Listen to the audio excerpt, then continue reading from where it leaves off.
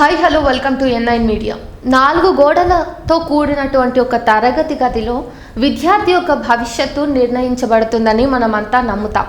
అయితే కేవలం ఒక విద్యార్థికి సంబంధించినటువంటి జీవితం మాత్రమే తరగతి గదిలో నిర్ణయించబడుతుందా అంటే కాదని చెప్పాలి. పూర్తిగా ఒక దేశపు భవిష్యత్తు మొత్తం 4 గోడల తరగతి గదిలో నిర్ణయించబడుతుంది. ఒక ఉపాధ్యాయుడు తన విద్యార్థులతో చెప్పేటువంటి విషయ పరిజ్ఞానం కానివ్వండి, విషయాలు కానివ్వండి, పాఠాలు కానివ్వండి, సిలబస్ అయినా అకాడమిక్స్ అయినా ఇవన్నీ కలిస్తే ఒక విద్యార్థి రేపటి నాడు చదువుకున్న తర్వాత ఈ సమాజంలోకి ఒక వ్యక్తిగా అడుగు పెట్టిన తర్వాత ఒక దేశపు పౌరుడిగా అతను ఎట్లా ఉంటాడు, అతను సాటి మనుషులతో ఎట్లా బిహేవ్ చేస్తాడు, తన బాధ్యతలన్నీ ఎట్లా నిర్వర్తిస్తాడు, దేశం మీద తనకున్నటువంటి బాధ్యతల్ని ఒక పౌరుడిగా తను ఎట్లా మెలగాలి, ఇవన్నీ కూడా చదువుకున్నాడు కాబట్టి ఎంతో కొంత ఎక్కువగానే నేర్చుకుని బయట చూపించే అవకాశం ఉంటుంది. అయితే ఈ నేపథ్యంలో ఒక గురువు తన విద్యార్థులకి ఇవ్వాల్సిన జ్ఞానం విషయంలో ఏం చెప్పాలి, ఎలా చెప్పాలి, ఎందుకు చెప్పాలి, ఏవి చెప్పకూడదు వంటి విషయాలన్నీ కూడా ఒక అవేర్నెస్ ఉండి ఇదే సిలబస్గా ఉంటే పిల్లాడు బాగుపడతాడని చాలా జాగ్రత్తగా డిసైడ్ చేస్తాం మనం. కానీ కొన్ని సందర్భాల్లో ప్రస్తుత నేపథ్యంలో మనం చూసుకున్నట్టయితే భారతదేశంలో సిలబస్ విషయంలో వింతైనటువంటి మార్పులు జరుగుతున్నాయి. ఎట్లా జరుగుతున్నాయి? రాజ్యం చేస్తున్నటువంటి కుట్రలకు రాజకీయ నాయకుల చేతిలో విద్యార్థుల భవిష్యత్తు బలవుతుంది అని చెప్పడానికి ఎన్నో నిదర్శనాలున్నాయి ఈ 10 ఏళ్లలో. అయితే ఇప్పుడు తాజాగా కూడా కొన్ని విషయాలు మనం చూసినట్టయితే చాలా ఆశ్చర్యానికి గురవ్వాల్సి వస్తుంది.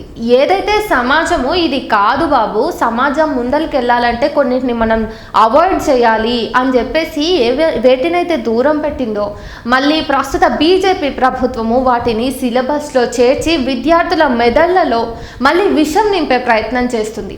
అయితే దీనికి నాకు ఒక విషయం ఏమనిపిస్తుందంటే, రీసెంట్గా మొన్న ఆదిలాబాద్లోని ఆనందపూర్ అనే ఒక గ్రామంకి చెందిన ప్రాథమికోన్నత పాఠశాలలో విద్యార్థులందరూ ఒక గదిలో ఉండడానికి భయపడుతున్నారు.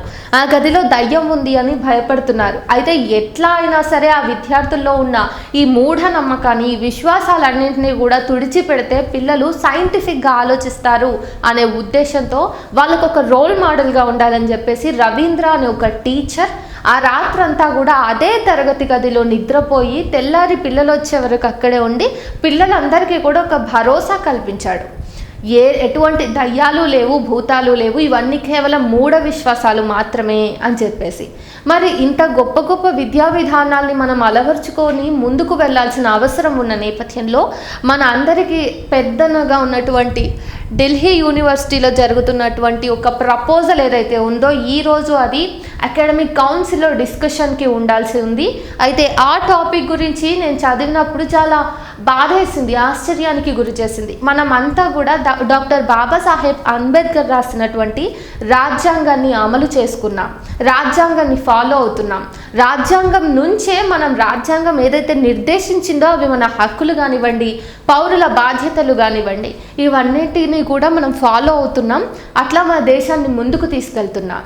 రాజ్యాంగం వచ్చిన తర్వాతే అంతో ఇంతో అస్పృశ్యత తగ్గింది, ఇన్ఈక్వాలిటీస్ పోయినాయి, డిస్క్రిమినేషన్ కొంతవరకు తగ్గింది. సమాజ స్థాపన కోసం రాజ్యాంగం తన వంతు మన భారతదేశంలో చేయాల్సినటువంటి మార్పుల్ని చేసే దిశగా నడుస్తున్న నేపథ్యంలో ఢిల్లీ యూనివర్సిటీలో జరిగినటువంటి ఈ ఉదంతం మనకి మరింత భయాందోళనలు కలిగిస్తోంది. మనం చూసుకున్నట్టయితే ఈ పేపర్ టెలిగ్రాఫ్ ఇండియాలో వచ్చింది. DU Mills adding Manusmriti to under graduate law syllabus academics short. So విషయం ఏంటంటే, ఢిల్లీ యూనివర్సిటీలోని అండర్ గ్రాడ్యుయేట్లలో లా చదివే విద్యార్థులకు మనుస్మృతిని కూడా ఒక టాపిక్గా, ఒక సబ్జెక్టుగా చేర్చాలి అని చెప్పి ఒక ప్రపోజల్ వచ్చిందంట.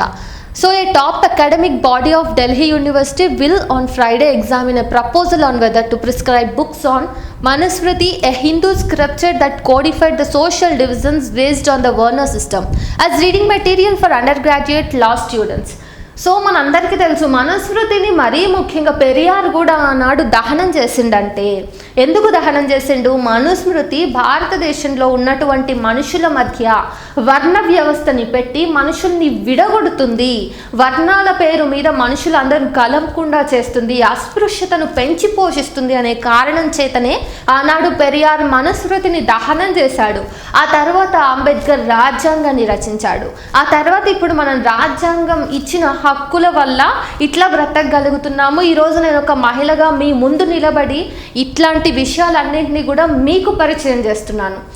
ఎంతోమంది వెనుకబడ్డ తరగతులు, ఎంతోమంది నిమ్న వర్గాలు కూడా ఈనాడు బయటకు వచ్చి చదువుకోగలుగుతున్నాయి. మరి పురోగమిస్తున్న ఈ నేపథ్యంలో ఢిల్లీ యూనివర్సిటీలో ఈ లా స్టూడెంట్స్కి మనుస్మృతిని ఒక సబ్జెక్ట్గా పెట్టాలనే ప్రపోజల్ ఏదైతే ఉందో, ఈ ప్రతిపాదన నిజంగానే భారతదేశాన్ని మళ్ళీ తిరోగమనానికి తీసుకెళ్లే ఒక చర్యగా, ఒక కుట్రగా కనిపిస్తుంది. ఇట్లాంటి కుట్రల్ని ఎవరు చేస్తున్నారు అసలు?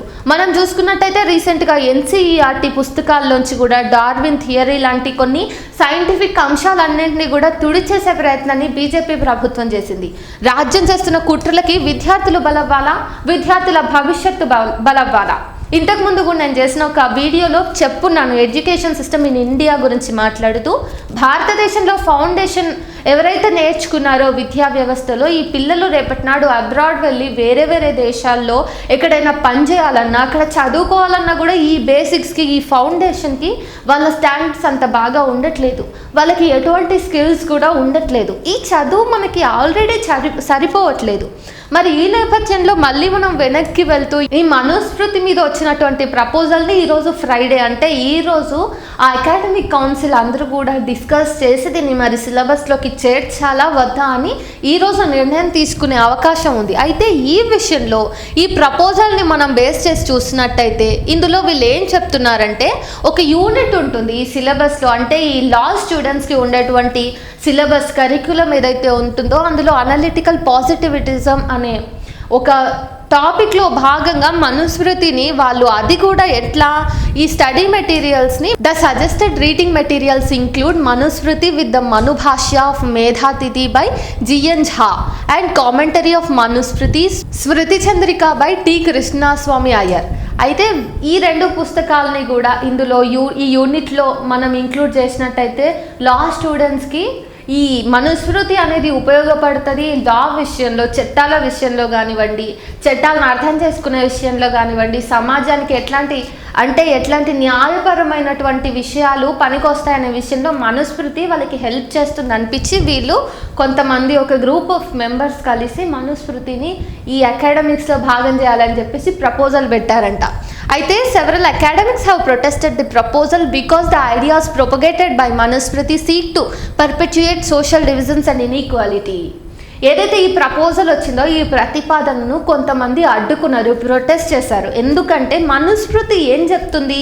వర్ణ వ్యవస్థ ద్వారా, అంటే వర్ణ సిస్టమ్ ద్వారా మనుషుల్ని వర్ణాలుగా విభజించి కులాల వారిగా మీరు శూద్రులు, మీరు అతి శూద్రులు, మీరు ఇక్కడి వరకే పరిమితం, మీరు ఇంటికే పరిమితం, మీరు వెలివాడలోనే ఉండాలి అని చెప్పేసి మనుషులందరినీ విడదీస్తూ ఈక్వాలిటీ అనేది సమాజంలో లేకుండా చేస్తుంది. మరి అట్లాంటి మనుస్మృతిని మీరు పాఠ్య భాగంలో ఎట్లా ఇంక్లూడ్ చేయాలని ప్రపోజ్ చేస్తారు? వీటిని ఎందుకు అకాడమిక్ కౌన్సిల్ వీటిని కన్సిడర్ చేయాలని చూస్తుంది? వీటి మీద డిస్కషన్ పెట్టడమే అనవసరము అని చెప్పేసి కూడా కొంతమంది అకాడమిక్స్ ఈ ప్రపోజల్ని కొట్టివేయమని బలంగా చెప్తున్నారు.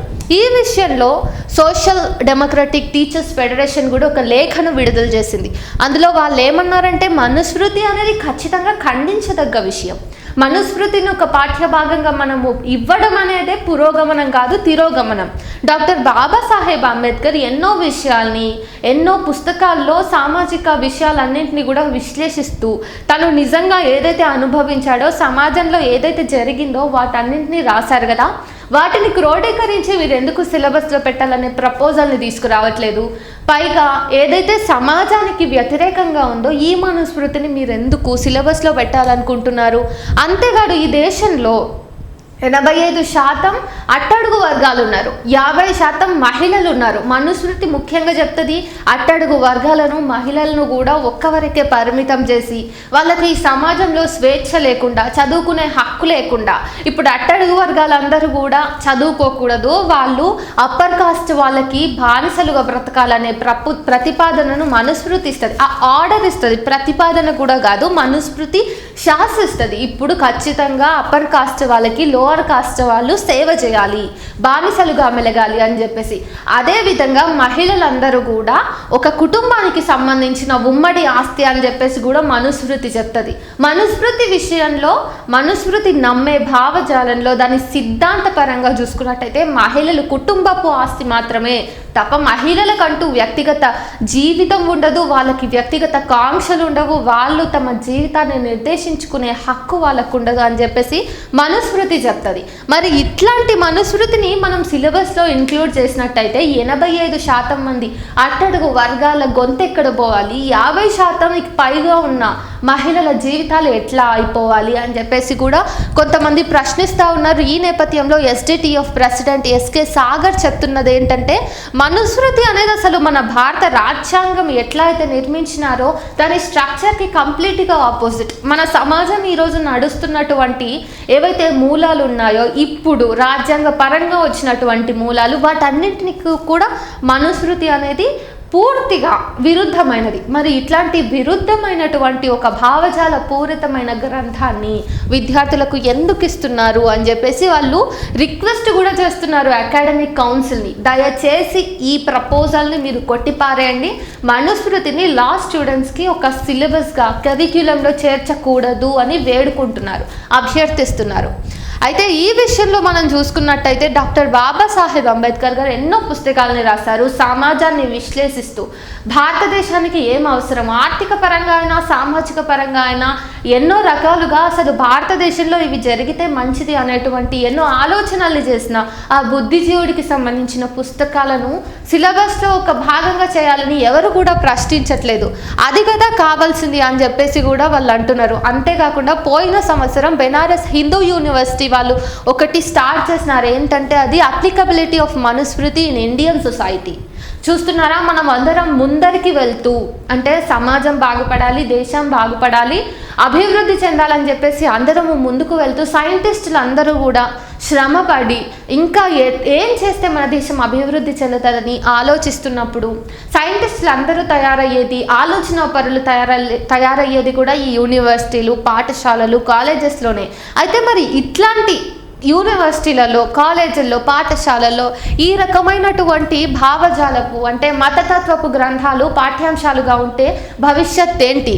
అయితే పోయిన సంవత్సరం బెనారస్ హిందూ యూనివర్సిటీ వాళ్ళు కూడా అప్లికబిలిటీ ఆఫ్ మనుస్మృతి మీద వాళ్ళు ఏ రకంగా రీసెర్చ్ని చేస్తారు, వాళ్ళు ఏ రకంగా అట్లా చేస్తారు అని చెప్పేసి కూడా మనం ప్రశ్నించాల్సిన అవసరం ఉంది ఇప్పుడు. అయితే ఒక స్టడీని బట్టి మనం చూసినట్టయితే the continuing practice of untouchability in India, patterns and mitigating influences by Amit Thorat from JNU and Onkar Joshi from the University of Maryland. Manusmriti codified the caste order, giving rights to education and resources to the upper caste and forcing the lower caste Shudras and outcast Ati Sudras to serve the upper caste.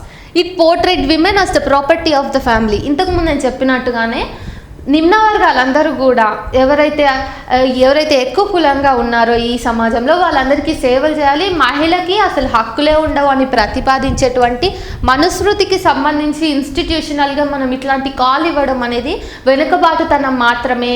మన sick మైండ్స్కి ఇది ఒక representation అని చెప్పేసి కూడా చాలామంది బుద్ధిజీవులు అభిప్రాయపడుతున్నారు. అయితే ఇంత మోడర్న్ సొసైటీలో మనుస్మృతికి సంబంధించినటువంటి ఏవైతే అంశాలు ఉన్నాయో, మనుస్మృతి పొందుపరిచినటువంటి విషయాలు ఏవైతే ఉన్నాయో అవి ఈ సమాజంలో ఇప్పుడు అప్లికబుల్ కాదు, ఈ సమాజానికి చెందని అంశాలు, వాటితోటి ఈ సమాజానికి ఎటువంటి లాభము లేదు. ఇటువంటి గ్రంథాల వల్ల ఈ సమాజం మరింత పాడైపోవడం తప్పిస్తే సమాజం ముందుకెళ్ళడం అనేది కనిపించదని చెప్పేసి కూడా బుద్ధిజీవులు అందరూ కూడా మాట్లాడుకుంటున్నారు. అయితే ఈ నేపథ్యంలో మరే రోజు శుక్రవారం మనుస్మృతి నిజంగా లా స్టూడెంట్స్కి, అది కూడా ఢిల్లీ యూనివర్సిటీలో చదువుతున్నటువంటి లా స్టూడెంట్స్కి కరిక్యులంలో ఒక భాగం అవుతుందా లేదా అన్నది ఈ రోజే తెలుస్తుంది. ఏదేమైనా కానీ సిలబస్లో అడ్డదిడ్డమైన మార్పులు చేస్తూ ఇట్లాంటి పనికిరాని గ్రంథాలన్నింటినీ కూడా, మత గ్రంథాలన్నింటినీ కూడా సిలబస్లో మేము పొందుపరుస్తామంటే భారతదేశంలోని బుద్ధిజీవులంతా కూడా కదిలి రావాలి. దీన్ని వెంటనే ఆపేయమని ప్రొటెస్ట్ చేయాల్సిన అవసరం ఎంతైనా ఉంది.